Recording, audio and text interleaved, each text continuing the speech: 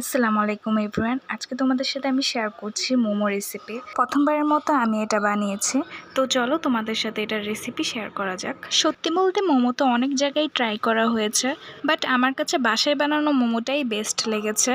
তো তোমরা এখনই রেসিপিটা শেয়ার করে রাখো, যাতে পরবর্তীতে এত ইজি প্রসেসে মোমোটা বানিয়ে ফেলতে পারো। তো প্রথমেই মোমো বানানোর জন্য মোমোর স্টাফিংটা রেডি করব। তো স্টাফিংয়ের জন্য আমি চিকেন ব্রেস্টের একদম সলিড পিসগুলো নিয়েছি, আর এগুলোকে আমি ভালো করে একদম কিমা করে নিয়েছি।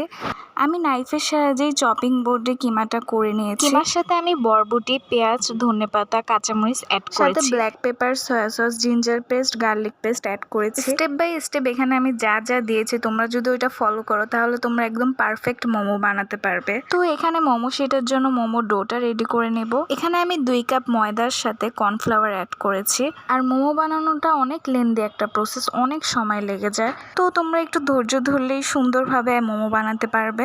আর এখানে ফুটন্ত গরম পানিটা অ্যাড করতে হবে। পানির পরিমাণটা আমি বলছি না, তোমরা তোমাদের প্রয়োজন মতো অ্যাড করে নিও।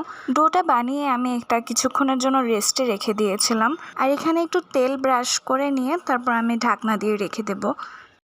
মোমো বানানোর জন্য আমি শিটগুলো বেলে রেডি করে নেব, তারপর উপরে একটু ময়দা ছিটিয়ে নিচ্ছে। ফাইনালি এখন মোমোটা বানাবো। যেহেতু প্রথমবার এই মোমোটা বানিয়েছি, এটা শেপ কিভাবে দেব এটা নিয়ে আমি অনেক নার্ভাস ছিলাম।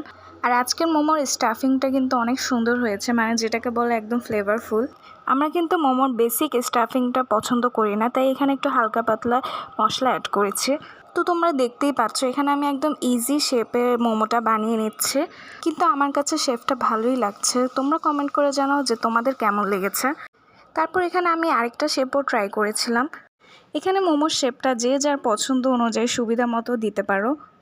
তো আমরা আমাদের মোমোগুলো বানিয়ে নিচ্ছিলাম। এই তো এখানে আমার সবগুলো মোমো বানানো হয়ে গিয়েছে। তো একে একে এখন সবগুলো মোমোকে স্টিম করতে দিয়ে দেব। আর এখন এখানে বানিয়ে নিচ্ছি মোমোর সাথে যে সসটা আমরা খাবো, ওই সসের জন্য এখানে আমি চিলি ফ্লেক্স আর রেড চিলি পাউডার দিয়ে নিয়েছি। আর এই সসটা পারফেক্ট হবে যদি এখানে তোমরা ফুটন্ত গরম তেল দাও। তারপর তেলটা একদম ঠান্ডা হওয়ার পর তোমরা ছেঁকে নেবে। তারপর এখানে আমি সয়া সস, লেবু দিয়ে নিচ্ছি। সয়া সসেও যেহেতু লবণ থাকে, তাই লবণটা একটু বুঝে শুনে দিতে হয়। তারপর আমি যে চিলি অয়েলটা বানিয়েছি ওই চিলি অয়েলটা এখানে দিয়ে নিচ্ছি। সসটা একদমই ডিফারেন্ট, বাট ট্রাস্ট মি এটা অনেক মজা হয়েছিল। তোমরা চাইলে এটা ট্রাই করে দেখতে পারো। এরই মধ্যে আমার মোমোগুলোও হয়ে গিয়েছে। এত সুন্দর একটা স্মেল আসছিল যে আর ওয়েটই হচ্ছিল না যে কখন আমরা খাওয়া স্টার্ট করব। তো তোমাদেরকে এখন দেখাচ্ছি যে ভিতরের পার্টটা কেমন হয়েছিল।